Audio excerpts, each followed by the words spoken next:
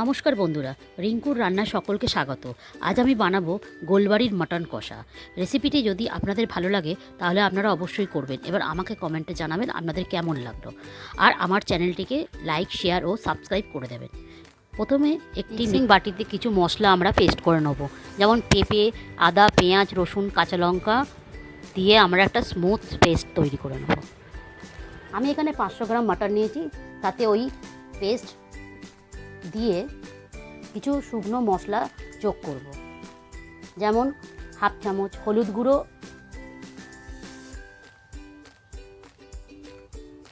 Half চামচ লঙ্কার গুঁড়ো, হাফ চামচ কাশ্মীরি লঙ্কার গুঁড়ো,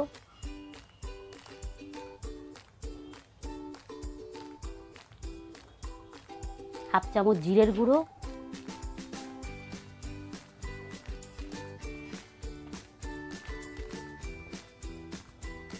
স্বাদ মতো নুন,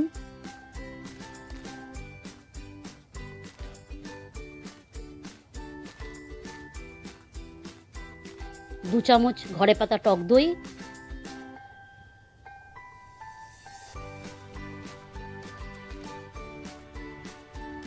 আর সর্ষের তেল দিয়ে মাংসটাকে ভালো করে ম্যারিনেট করে রেখে দেবো। মিনিমাম 5-6 ঘন্টা ম্যারিনেশন করে রেখে দিতে হবে।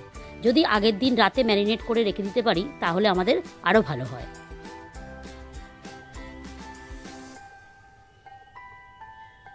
আমরা ভালো করে মশলাটা মেখে মাংসের সঙ্গে দিয়ে ঢাকা দিয়ে আমরা রেখে দেবো স্ট্যান্ডিং টাইম।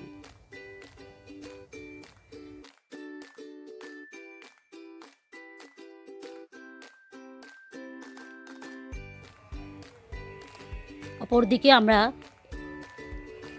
একটি কড়া বসিয়ে তেল গরম করে নেব, নিয়ে তাতে কিছু আমরা গোটা মশলা অ্যাড করব, যেমন 2টো তেজপাতা, 2টো শুকনো লঙ্কা, 2টো বড় কালো এলাচ, আর কিছু গোটা গরম মশলা যেমন এলাচ, লবঙ্গ, দারচিনি দিয়ে মশলাটা একটু ভাজা ভাজা হয়ে গেলে, গন্ধ বেরোলে তার মধ্যে আমরা পেঁয়াজ ভাজা করতে দিয়ে দেবো।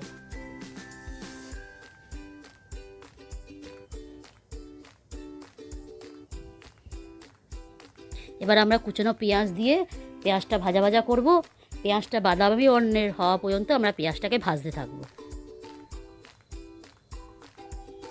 এর মধ্যে পেঁয়াজের মধ্যে তাড়াতাড়ি কালার ধরার জন্য আমরা পেঁয়াজটা তাড়াতাড়ি নরম ও কালার ধরার জন্য আমরা নুন ও একটু চিনি আমরা এর মধ্যে অ্যাড করব, তাতে পেঁয়াজটা তাড়াতাড়ি আমাদের ভাজা হয়ে যাবে।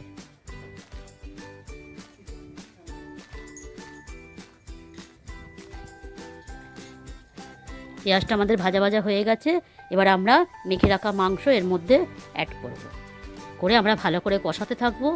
প্রথমে হাই ফ্লেমে আমরা মাংসটাকে কষাবো, তারপরে আমরা ফ্লেমটা আস্তে করে দেবো, দিয়ে আমরা মাংস কষাতে থাকবো।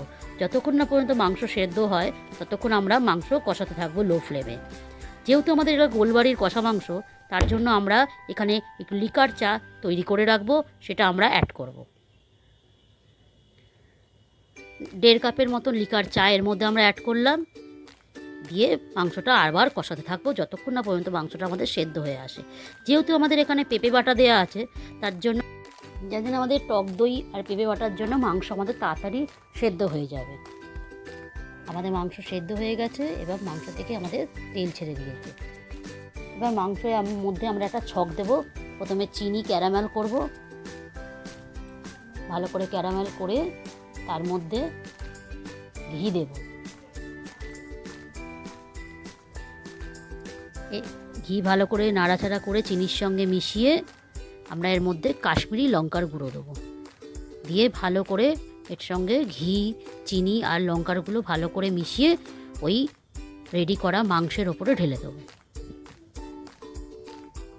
এতে মাংসের কালার আরও ভালো হবে, দেখতেও ভালো লাগবে। আমাদের তৈরি গোলবাড়ির মটন কষা। এবার এটা আমরা সার্ভ করে দিচ্ছি।